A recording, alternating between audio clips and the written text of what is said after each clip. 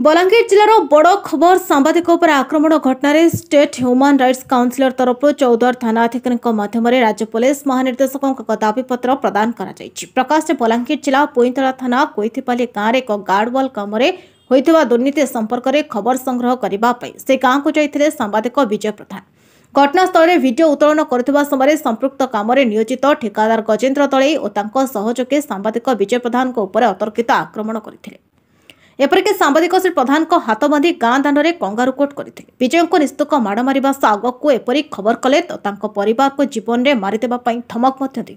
एने सांबादिक विजय प्रधान पुईतला थाना अभियोग करथिबा बेले पुलिस 4 जन को गिरफ्त करथिबा बेले मुख्य अभियुक्त गजेन्द्र फेरार अछि। अन्यपक्षे राज्य सरकार आईन विभाग ओडिशार समस्त सांबादिक मानक सुरक्षा पे एक स्वतंत्र आईन प्रणयन करबा पई स्टेट ह्यूमन राइट्स काउंसिलर सभापति श्रीमती सस्मिता दास गणमाध्यम प्रकाश करिसेंति।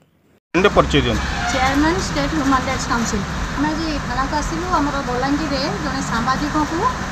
जड़े ठिकादार विरुद्ध में न्यूज करते बड़ खबर सांबादिक अटंती गोटे ठिकादार विरुद्ध में कार्य नहीं न्यूज करते जार आक्रोश रखी 4 जन सहयोगी सहित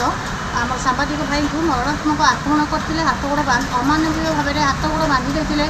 मुह को मुह मध्य चप्पल पिंधि जोटा पिंधि गोड़ मारते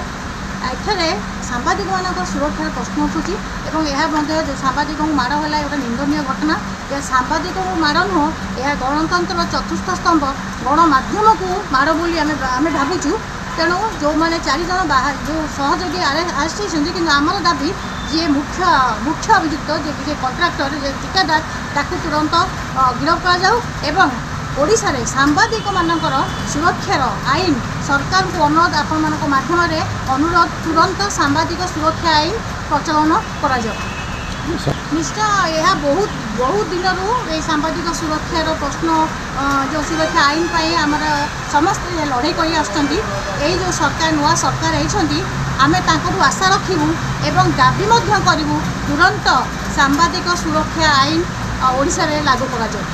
चौदर दीपक मंगरास को रिपोर्ट नायब।